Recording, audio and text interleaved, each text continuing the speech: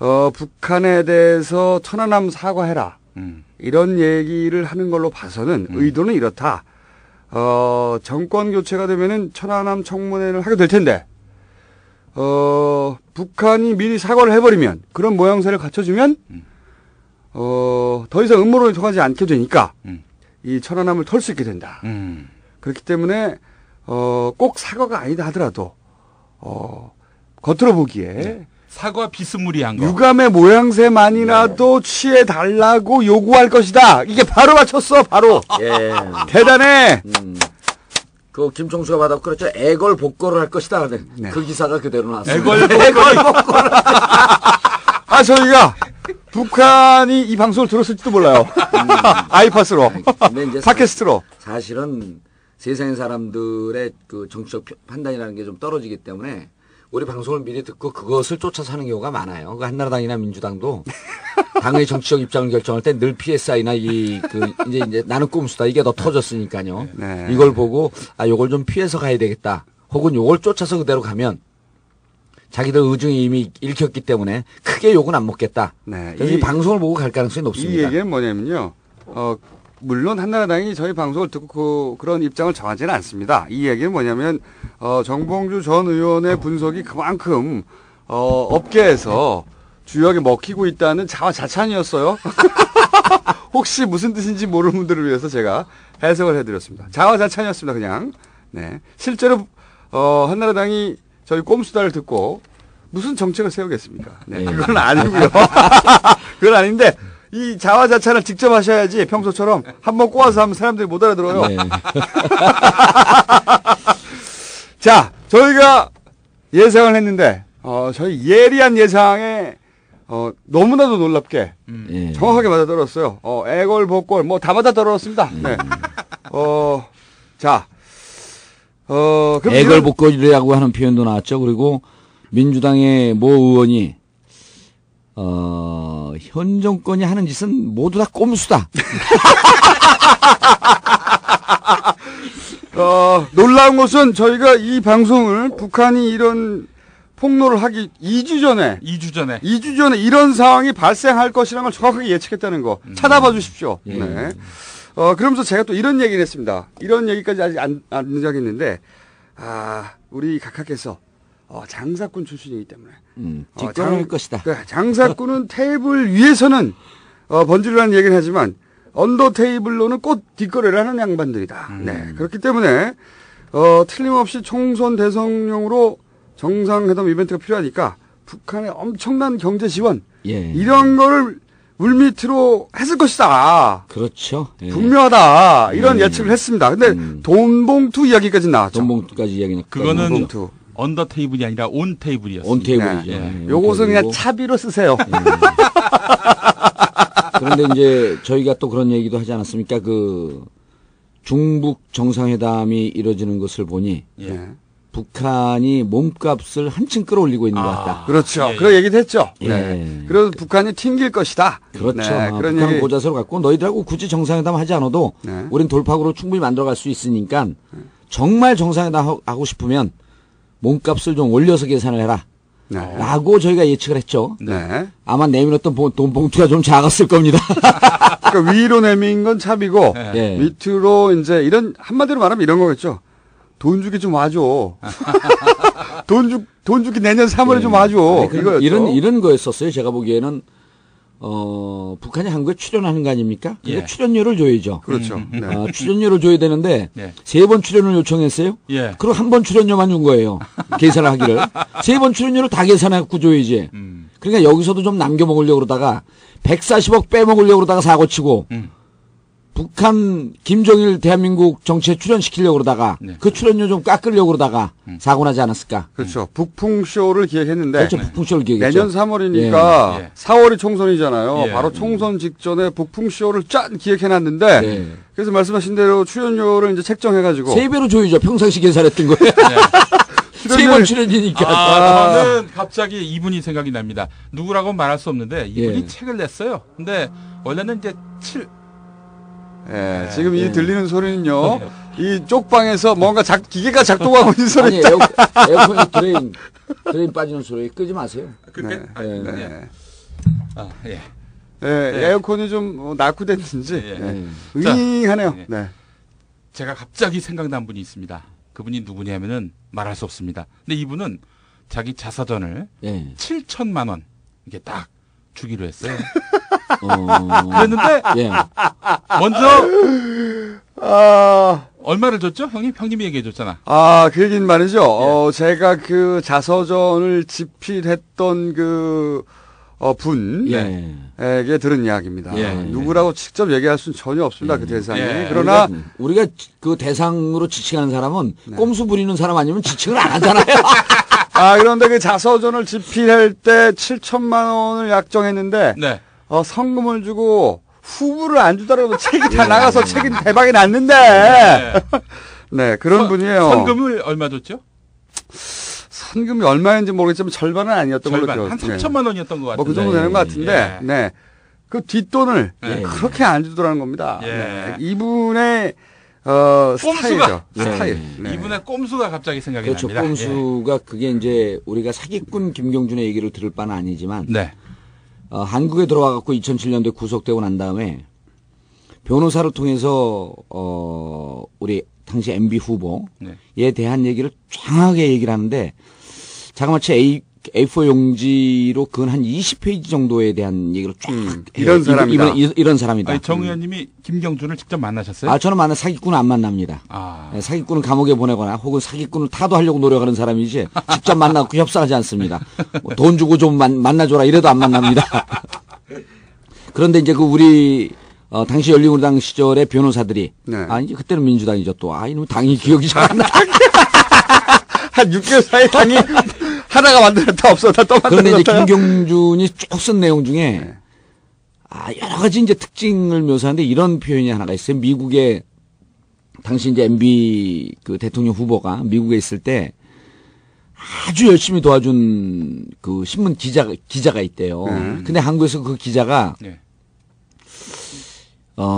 결혼식을 하는데 부조금을 안 보냈답니다.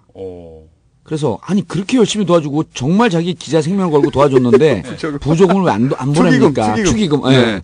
죄송합니다. 축의금. 부조금도 뭐 같은 말이지 뭐. 그건가요? 그건 두 분이 싸우시고. 근데 그 축의금을 안 보내서 김경준이 물어봤답니다. 왜 안 보내십니까 그거를? 그렇게 열심히 도와줬는데. 그랬더니 MB 하는 말이.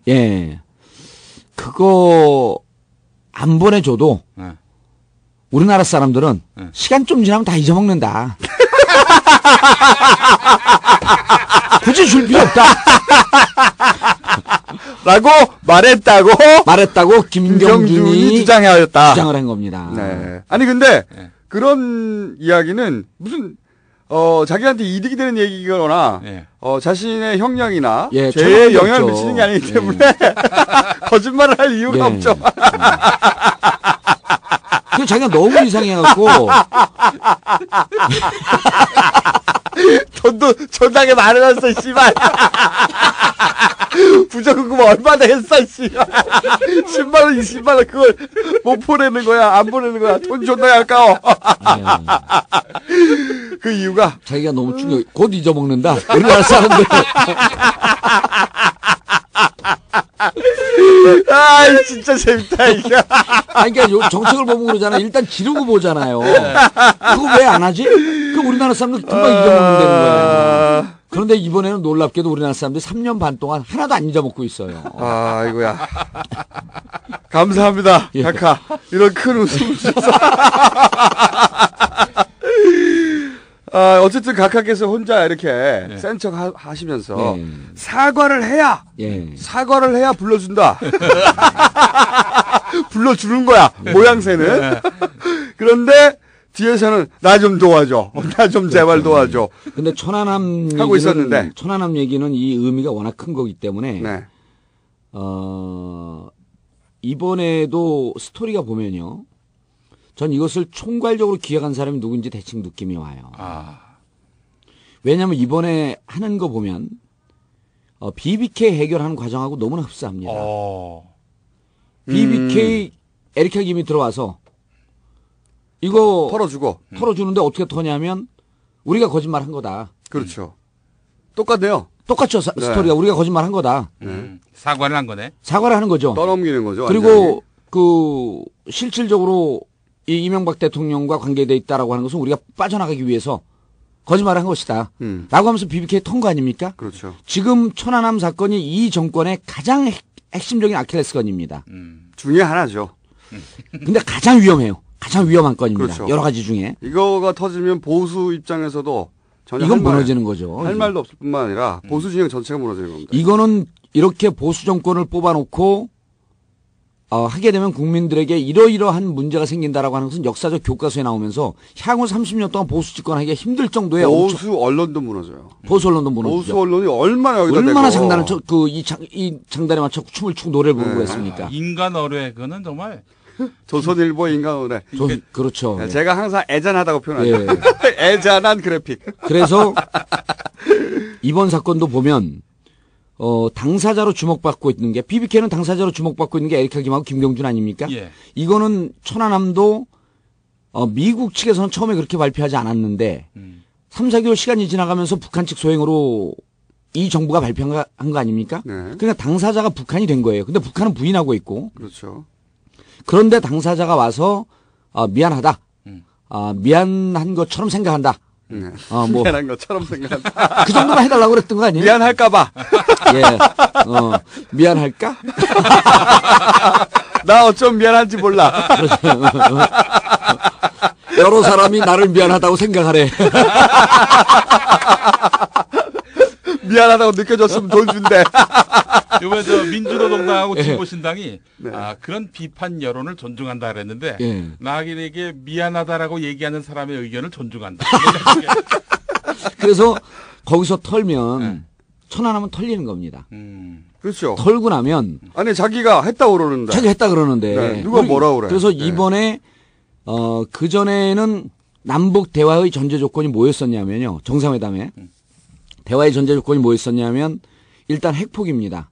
원래 이 정부가 출범할 때 비핵 개방 3천 아닙니까? 네. 비핵 개방 3천. 그런데 그러고 나서 금강산 피격 사건이 났어요. 그리고 나서 그 다음에 전제 조건이 바뀝니다. 금강산 피격 사건에 대한 사과 및 재발 방지 약속을 해야지 남북 대화를 한다. 예. 근데 비핵은 그러니까 핵폭기는 계속 있었어요. 그런데 이번에 느닷없이 이것이 천안함 사고라고 하는 게 이번에 처음 들어갑니다. 거기다 연평도까지 끼워놓죠. 근데 연평도와 천안함까지 끼워놓은 것은 국민들의 시각을 혼돈스럽게 만들기 위함이에요. 연평도는 명백하게 북한에서 타격을 그렇죠. 가한 거거든요. 그렇죠. 그럼 연평도와 천안함이라고 묶어 들어가면 국민들이 보기에 천안함도 연평도와 마찬가지로 북한 측 소행이라고 하는 것이 은연중에 그러니까 이런 의식 조작, 인식 조작의 보수 진영은 무척 능합니다. 만약 천안함만 딱 끼워놓으면 연평도에 남과 북이 NLL 때문에 늘 분쟁이 있으니까 연평도만 넣게 되면 사람들이 이해를 합니다. 천안함만 만약 딱 띄워내면 천안함을 왜 띄워냈지? 이렇게 의심을 가지니까 연평도 천안함 넣는데 연평도는 사실은 양령으로 넣은 거예요. 실질적으로는 천안함을 사과를 해라. 사과에 비슷한 말을 해라. 하게 되면 우리가 모든 것을 다 지원을 하겠다. 라고 한 거죠. 그러니까 천안함을 넣은 것은 이 정부가 그만큼 천안함에 대해서 아주 신경질적인 알레르기 반응을 보이고 있고 이것은 자칫 잘못하게 되면 보수 진영 전체가 붕괴할 만한 심각한 건이다. 라고 하는 것을 스스로 온 국민들에게 말해준 겁니다. 국민들을 학습시킨 거예요. 그런데 이제 말씀하셨듯이 BBK하고 진짜 유사한데, 그러니까 그 사건 당사자가 나와서 내가 다 잘못했다고 해라. 이걸 요구한 거지 않습니까? 근데 에리카 김 같은 경우에는 동생을 풀어준다고 하는 거래 카드를 쥐고서 얘기를 했어요. 그렇죠. 추방한다고 하는 미국으로. 근데 이 경우에는 우리가 거래 카드가 없어. 그러니까 돈밖에 없는 거예요. 돈밖에 없는 거죠. 그러니까 돈이 제가 보기에는 이 협상이 빠개진 것은 돈 얘기를 존나게 하다가 이게 액수가 안 맞은 거야. 응? 그냥 접촉하고 몇 시간 얘기하고 그 자리에서 빵 난 게 아니라 빠그러진 게 아니라 이 비밀 회담이잖아요, 기본적으로.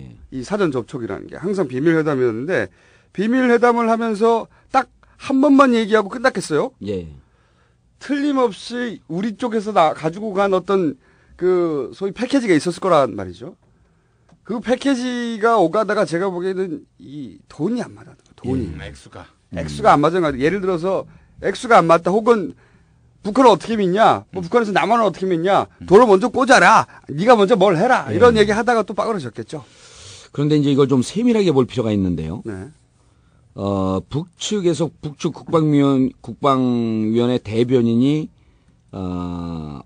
대담을 하다가 나온 거거든요. 그러니까 공식 성명을 발표한 건 아닙니다. 네. 그런데 거기서 그 3차 회담을 했다 그랬어요. 3차. 예, 3차로 네. 3번 만났다. 그런데 첫 번째 만난 게 5월 9일입니다. 첫 번째 만났다고 주장하는 게 5월 9일인데요. 얼마 안 됐어요. 5월 9일은 독일에서 이명박 대통령 각하께서 3월 25일 해관보 정상회의에 김정일 국방위원장을 초청할 의향이 있다.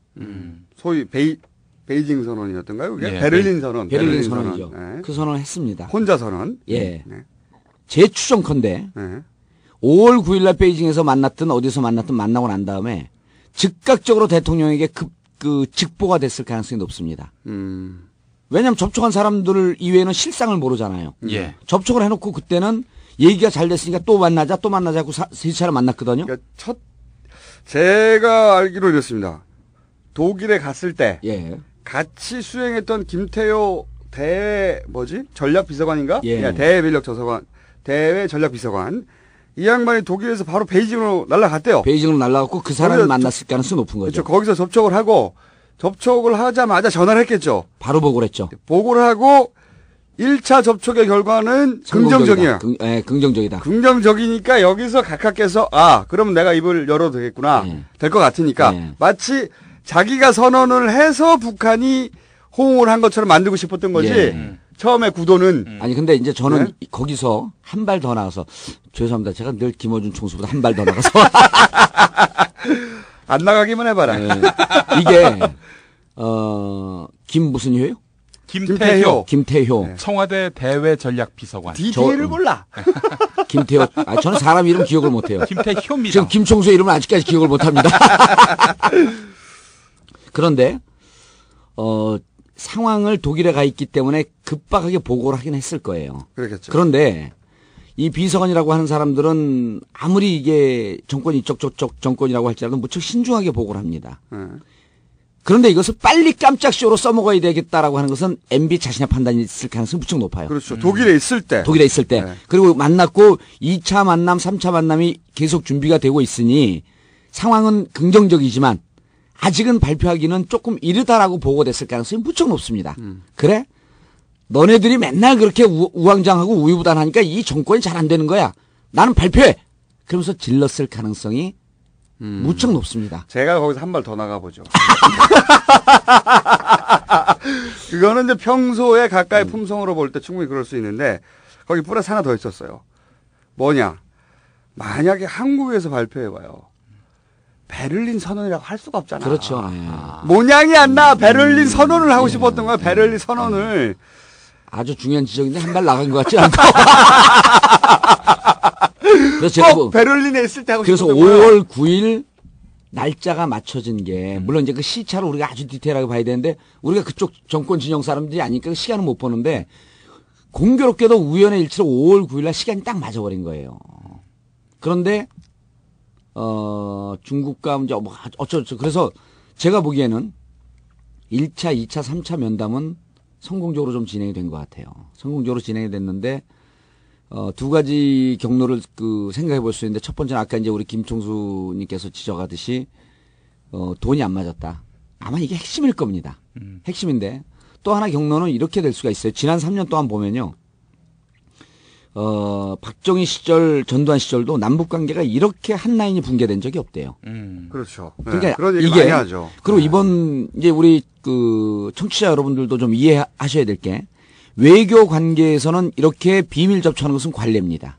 늘상 있습니다. 네. 그런데 남북한 관계가 이처럼 단절된 적이 없습니다. 그러니까 무척 위험한 상황이 유지가 되었던 거죠. 서로를 전혀 서로 무슨 생각을 하고 있는지 그거를 늘 얘기를 해야 되거든요. 근데 한 그러니까요. 라인은 끊어놓으면 안 되는데 제가 그 개성에서 기업하는 분들의 몇 번 특강을 갔는데 그분들이 남북한 실정을 너무나 정확하게 알아요. 정확하게 알아요.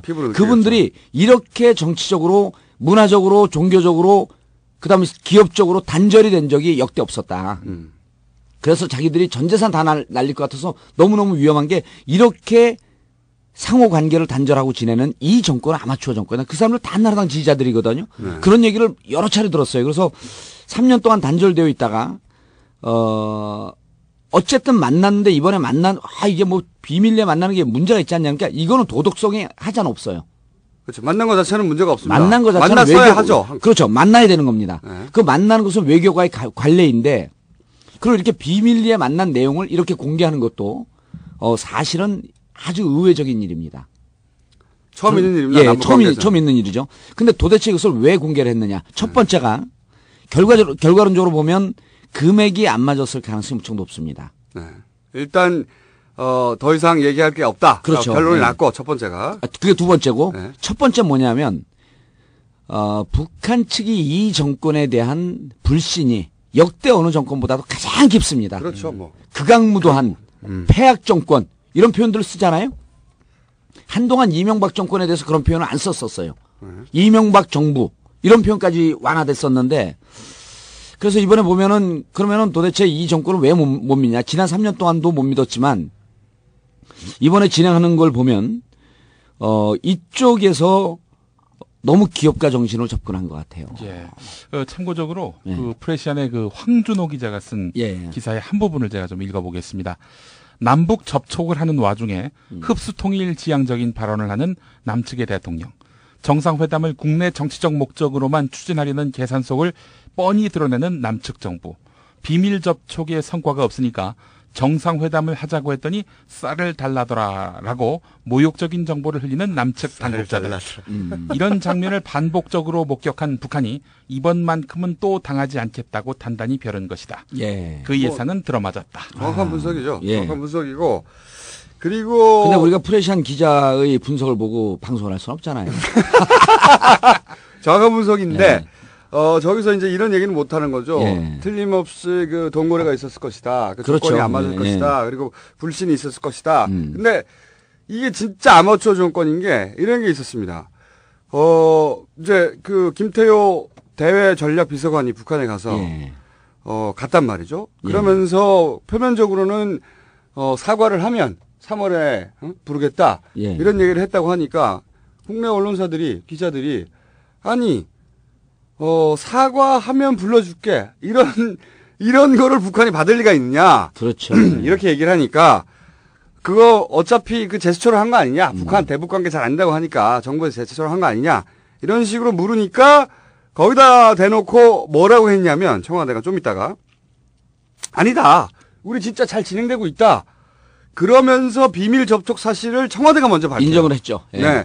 이게 진짜 바보들이지. 자기들이 일을 잘한다는 걸 보여주려고 비밀 외교의 기본을 자기들부터 깨버린 거예요. 그러니까 북한이 보기에는 이 새끼들 진짜 아마추어고 믿을 수가 없다. 그렇죠. 도대체. 자기들이 국내 정치에 유리하게 써먹으려고 언제든지 북한을 이런 저런 식으로 그때까지 비밀로 유지하는 것도 다 깨버릴 수 있다. 그렇죠.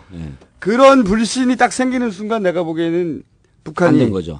그리고 그 와중에 이제 저는 그 북한 측이 신뢰할 수 없으니 남측 정부를 신뢰할 수가 없으니까 너희들이 지원한다라고 하는 경제적 지원, 그다음 민간 차원의 지원을 선 지원을 요구를 했었을 겁니다. 그렇죠. 그게 왜 그러냐면 이게 지금 우리나라 진행된 게 그 단독적으로 진행될 수가 없어요. 우리가 아주 좌파 쪽에서는 미국의 식민지라고까지 이렇게 주장하고 있는 나라이기 때문에 미국과 교감이 이루어지면서 이게 진행이 됩니다. 특히 남북 정상회담은 아주 중요한 사안이기 때문에 미 국무부나 미 국방성에 이 레이더망을 피할 수가 없습니다. 그런데 요 얘기가 진행되는 잘 뒤집어 보면 시기를 좀 거슬러 보면 요 얘기가 진행되는 와중에 북미 간에는 무슨 얘기가 진척이 됐냐면 정치적 목적과는 무관하게 쌀 지원, 식량 지원, 그다음에 비료 지원 얘기가 독자적으로 진행되고 있었고 미 국무부는 뭐라고 입장 발표를 했었냐면 이것은 정치적인 그 목적과 무관하게 독자적으로 진행되는 영역이다. 그러면서 실질적으로 쌀과 비료 지원을 약속을 하고 그것을 하기 위해서 북한을 들어가서 그 현지 시찰을 하고 그랬거든요. 이건 뭐냐면 우리나라가 입장을 벼랑을 바꿀 수 없으니 북한이 독자적으로 지원해달라고 하는 것을 우리 대신에 북미 관계에서 지원이 시작이 된 거예요. 그러면 너희들을 믿을 수 있을 만한 지원이라고 하는 것을 우리들에게 경제적인 지원이라고 하는 것을 선경제 지원을 일정하게 좀 해라. 네, 선금 꽂으라는 거죠. 선금, 그렇게 계약금 꽂아라. 네. 근데 계약금 꽂는 걸 거부한 거예요. 그리고 구두로만, 입으로만 떼우려고 그랬던 거예요. 우리가 해줄 테니까. 그리고 그 테이블 위에다가 봉투로 쓱 올려놓으니 쉬어봤을 거 아닙니까? 쉬어봤겠죠. 쉬어보죠. 네, 당연히. 아니, 우리가 경제 지원해달라고 그랬지. 내가 무슨 술값 여비 달라 그랬냐, 이게. 우리 거지를 보냐, 이 새끼들아.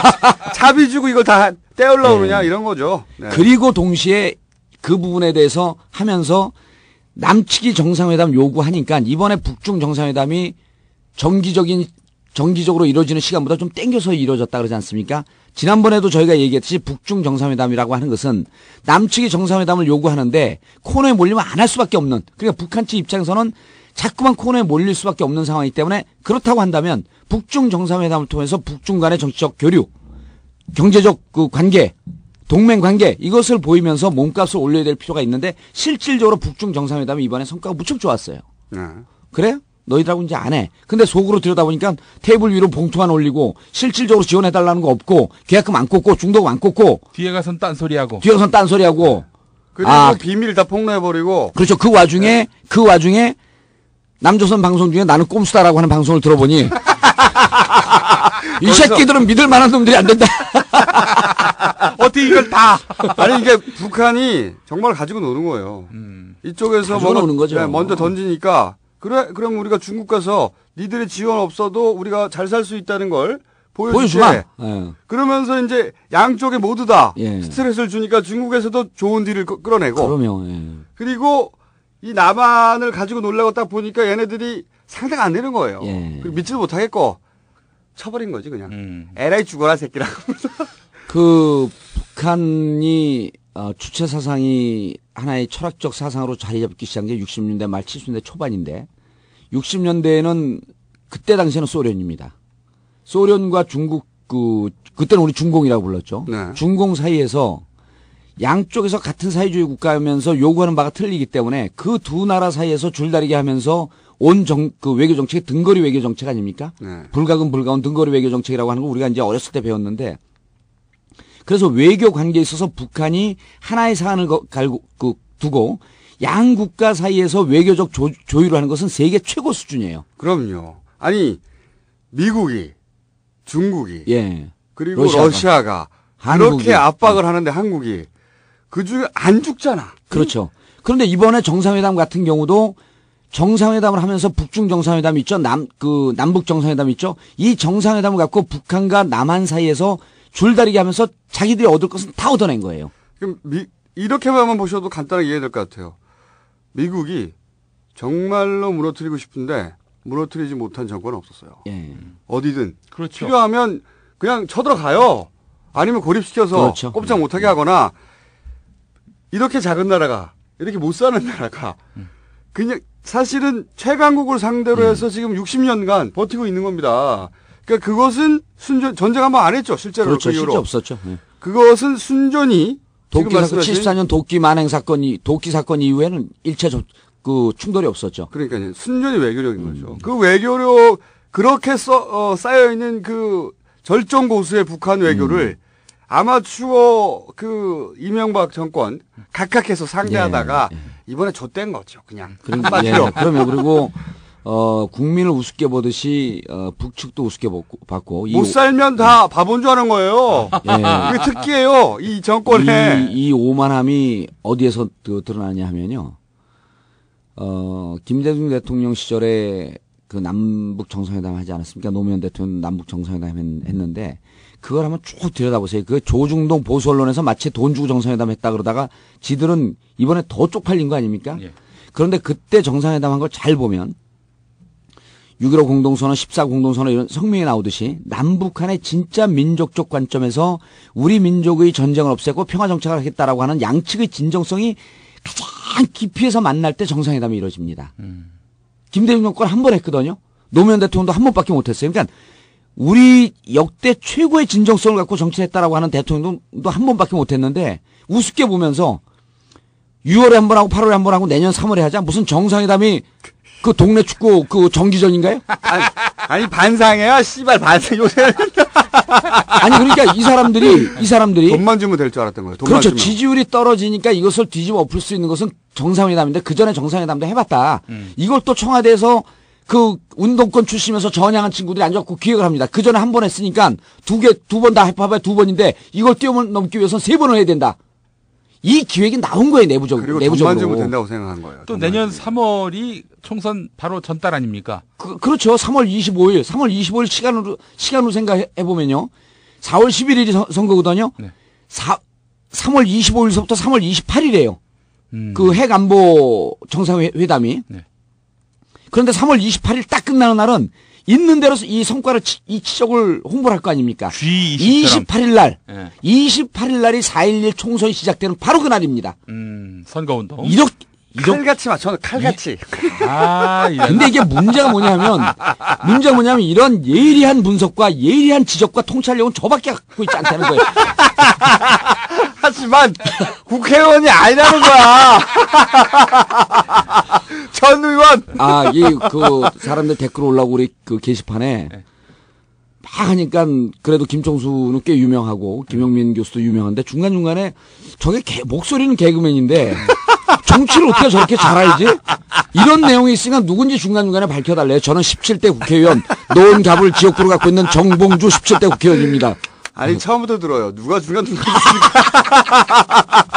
말도 안 되는 소리를. 그리고 김용민 교수하고 김총수님한테 이거 홍보 좀 하라고 난리가 났어요. 홍보를 안 했는데도 어떻게 1등이냐. 콘텐츠는 스스로를 스스로 증명합니다. 찾아옵니다. 그래서 제가 그렇게 답글을 달았어요. 지금은 국내 일이지만 홍보를 하면 세계 1위가 될까 봐 우리가 두렵다. 뭐 무슨 맥이 닿아야지 같이 웃어주지. 제가 저 한 가지만 더 좀 네. 질문을 드리고 싶은 게, 또 황준호 기자의 글을 또. 그 황준호는 누구예요? 동생이에요? 저하고 나이가 같습니다. 그래요? 나이만 같아 모르는 사람이요. 아니, 방송 같이 했었어. 그래? 그 황준호 기자가 얼마 프레시안에서 꽤. 외교, 통일 분야. 외교 통일 분야. 뭐 전문 기자라는 뭐 호칭을 달진 않았습니다만은 여하간. 수시로 우리를 만나고 밥을 사면서 좀 배우라 그러세요. 그 양반이 정세현 전 통일부 장관, 북한에서 가장 신뢰하는 남쪽 관료인데 이 양반의 책을 대화록을 이제 냈어요. 그러니까 자기가 인터뷰하면서 정세현의 정세 토크라는 책을 정세현 전 통일부 장관 대단한 분입니다. 저는 그 책이면은 대한민국의 수골들은 다 사라진다. 확실을 합니다. 그걸 안 읽지 근데. 네. 우리도 안 읽었는데. 정말 한번 읽어보셨으면 좋겠는데 이제 이 황준호 기자가 얘기한 거는 이 회담, 공식 회담이든 비공식 회담이든 뭐 비밀 접촉이든 다 녹음을 한다는 거예요. 남쪽도 녹음하고 북쪽도 녹음하고. 그런데 북쪽에서 애걸복걸했다 이런 식으로 얘기를 했단 말이죠. 만약에 이게 사실이 아니고 날조라면은 북한에 당연히 남쪽에서는 녹취록을 깐다든지. 까죠. 이런 녹취록 그냥 까면 그건 뭐 누가 듣겠습니까? 녹취록을 풀어서 공개해야죠.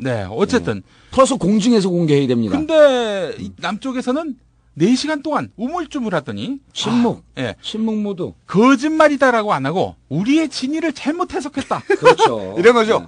오해하셨어요. 아니 이런 겁니다. 녹취가 있으니까. 북측이 주장한 그 내용 그 말은 그대로 했지만 뜻은 그게 아니었었다. 이 얘기를 한 겁니다. 이거 오해라는 거죠. 그렇죠. 오해죠. 말은 그대로 했다. 각하의 특기죠. 오해.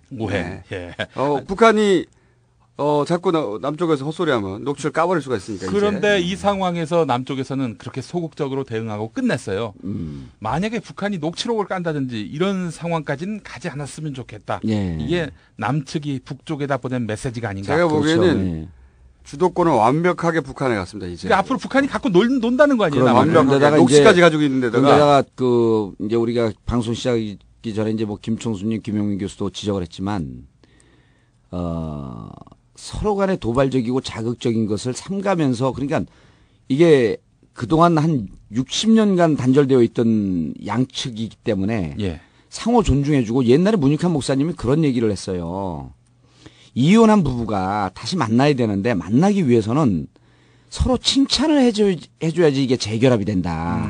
비판하고 욕하면 어떻게 재결합이 되냐 이게. 그래서 우리는 북한 측을 존중하고 칭찬해주고 북측은 남측을 존중해주고 칭찬해줘야지 재결합의 가능성이 높아진다. 저는 그 얘기가 너무나 가슴에 와닿아요. 그 지금 이명박은 북한에다가 예. 사과해라. 예. 돈 줄 테니까. 쌀 줄게. 그리고 약 올리잖아요. 그 무슨 예비군 훈련장에 예. 김일성 3부자 사진을 걸어놓고 이런 거는 아무리 미워도 우리가 남북한 대화를 하려고 하는 입장이기 때문에 예. 사소한 거라도 이런 건 좀 피해줬어야 되는 거죠. 인천의 모 부대에서는요. 예. 플래카드로 이렇게 내걸었다고 합니다. 김정일, 김정은 둘의 목을 따야 북한의 세습을 끝낼 수 있다. 군부대에서. 군부대에서요? 네, 그러니까 아마 그런데 그런 얘기에 대해서 이제 문제 제기를 하면 예. 좌빨이라 그러죠. 이 정권의 특징은 몰랐다고 그러는 거예요. 예. 몰랐다. 그냥 알아서 한 것이다 밑에서. 그런데 이번에 이제 4시간 반 동안 침묵하다가 발표한 내용이 우리의 진위가 왜곡됐다. 네. 진이가 뭐야, 근데? 진이가 오지 말라는 거야? 어떻게 되는 거야? 그래서 저는, 근데 거기서 계속 봤어요. 네. 예전 같으면 대통령 워딩이 거기에 인용이 되거든요. 네. 대통령 워딩은 뻔한 거 아닙니까? 내가 해봐서 아는데. 그 내용은 끝까지 없더라고요. 그러니까 여기 이 정부가 지금 이 3년 반, 4년 동안 끌어오면서 최악의 위기예요. 제가 사면 초과라고 하는 게 첫 번째는 경제 개판됐죠. 그러니까 서민 경제 완전 박살나지 않았습니까? 두 번째, 좀 이따 우리 얘기하겠지만 측근 비리 은진수. 세 번째, 한나라당이 갈래갈래 쪼개졌고 대통령하고 맞짱 뜨고 싸우는 게 유행이 돼버리지 않았습니까? 네 번째, 남북 관계가 역대 이렇게 최악으로 가고 있는 경우가 없어요. 그래서 이제 이 정권은 레임덕이라고 볼 수도 없어요. 셀프 탄핵. 지 스스로 자기를 탄핵해버린 거야. 자학이야. 일단 지르고 보잖아요. 그거 왜 안 하지? 그 우리나라 사람들 금방 잊어먹는 되는 거예요. 그런데 이번에는 놀랍게도 우리나라 사람들이 3년 반 동안 하나도 안 잊어먹고 있어요. 아이고야. 감사합니다. 예. 각하. 이런 큰 웃음 주셔서. 어쨌든 각하께서 혼자 이렇게 센 척 하시면서 사과를 해야 불러준다. 불러주는 거야. 모양새는. 그런데 뒤에서는 나 좀 도와줘. 나 좀 제발 도와줘. 근데 천안함 하고 있었는데 천안함 얘기는 이 의미가 워낙 큰 거기 때문에 네. 이번에도 스토리가 보면요. 전 이것을 총괄적으로 기획한 사람이 누군지 대충 느낌이 와요. 왜냐하면 이번에 하는 거 보면 BBK 해결하는 과정하고 너무나 흡사합니다.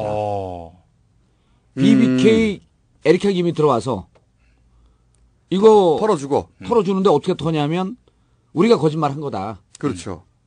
똑같네요. 똑같죠. 스토리가 우리가 거짓말한 거다.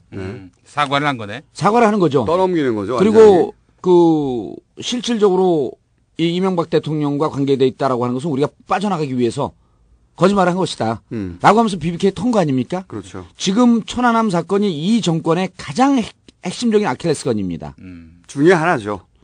근데 가장 위험해요. 가장 위험한 건입니다. 그렇죠. 여러 가지 중에. 이거가 터지면 보수 입장에서도 전혀 이건 무너지는 거죠. 할 말도 없을 뿐만 아니라 보수 진영 전체가 무너지는 겁니다. 이거는 이렇게 보수 정권을 뽑아놓고 하게 되면 국민들에게 이러이러한 문제가 생긴다라고 하는 것은 역사적 교과서에 나오면서 향후 30년 동안 보수 집권하기가 힘들 정도의 보수 언론도 무너져요. 보수 언론도 무너지죠. 보수 언론이 얼마나 여기다 얼마나 장단을 이 장단에 맞춰 춤을 추고 노래를 부르고 했습니까? 인간 어뢰 그거는 정말 조선일보 인간어뢰. 그렇죠. 네, 제가 항상 애잔하다고 표현하죠. 애잔한 그래픽. 그래서 이번 사건도 보면 당사자로 주목받고 있는 게 BBK는 당사자로 사기꾼을 타도하려고 노력하는 사람이지 직접 만나고 협상하지 않습니다. 돈 주고 좀 만나줘라 이래도 안 만납니다. 그런데 이제 우리 당시 열린우리당 시절의 변호사들이 이제 그때는 민주당이죠 또. 이놈 당이 기억이 잘 안 나. 한 6개월 사이에 당이 하나가 만들었다 없었다 또 만들었다. 그런데 이제 김경준이 쭉 쓴 내용 중에 여러 가지 이제 특징을 묘사하는데 이런 표현이 하나가 있어요. 미국의 당시 이제 MB 그 대통령 후보가 미국에 있을 때 아주 열심히 도와준 신문 기자가 있대요. 근데 한국에서 그 기자가 결혼식을 하는데 부조금을 안 보냈답니다. 그래서 아니 그렇게 열심히 도와주고 정말 자기 기자 생명을 걸고 도와줬는데 부조금을 왜 안 보냅니까? 축의금. 네. 아 죄송합니다. 축의금. 네. 부조금도 뭐 같은 말이지 뭐. 네. 네. 그건가요? 뭐 아이고 그건 두 분이 싸우시고. 네. 근데 그 축의금을 안 보내서 김경준이 물어봤답니다. 네. 아 왜 안 보내십니까 그거를 그렇게 열심히 도와줬는데. 네. 그랬더니 MB 하는 말이. 예. 그거 안 보내줘도. 네. 우리나라 사람들은 시간 좀 지나면 다 잊어먹는다. 굳이 줄 필요 없다. 라고 말했다고 김경준이 주장을 한 겁니다. 네. 아니 근데 그런 이야기는 무슨 자기한테 이득이 되는 얘기거나 자신의 형량이나 죄에 영향을 미치는 게 아니기 때문에 거짓말을 할 이유가 없죠. 그 자기가 너무 이상해갖고 돈도 존나게 많아졌어 씨발.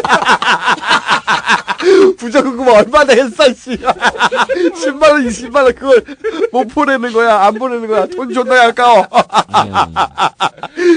그 이유가 자기가 너무 충격 곧 잊어먹는다 우리나라 사람들. 아 진짜 재밌다 이게. 아니 그러니까 정책을 보면 그러잖아. 북한에 대해서 천안함 사과해라. 이런 얘기를 하는 걸로 봐서는 의도는 이렇다. 정권 교체가 되면은 천안함 청문회를 하게 될 텐데, 북한이 미리 사과를 해버리면, 그런 모양새를 갖춰주면, 더 이상 음모론이 통하지 않게 되니까, 이 천안함을 털 수 있게 된다. 그렇기 때문에, 꼭 사과가 아니다 하더라도, 겉으로 보기에, 네. 사과 비스무리한 거. 유감의 모양새만이라도 취해달라고 요구할 것이다. 이게 바로 맞췄어, 바로. 예. 대단해. 그 김총수가 받았고 그렇죠. 애걸복걸을 할 것이다. 네. 그 기사가 그대로 나왔습니다. 애걸복걸. 아, 저희가 북한이 이 방송을 들었을지도 몰라요. 아이팟으로. 근데 이제 팟캐스트로. 사실은 세상의 사람들의 그 정치적 판단이라는 게 좀 떨어지기 때문에 우리 방송을 미리 듣고 그것을 쫓아서 하는 경우가 많아요. 그 한나라당이나 민주당도 당의 정치적 입장을 결정할 때 늘 PSI나 이제 나는 꼼수다 이게 더 터졌으니까요. 네. 이걸 보고 아 요걸 좀 피해서 가야 되겠다. 혹은 요걸 쫓아서 그대로 가면 자기들 의중이 이미 읽혔기 때문에 크게 욕은 안 먹겠다. 네. 그래서 이 방송을 보고 갈 가능성이 높습니다. 이 얘기는 뭐냐면요.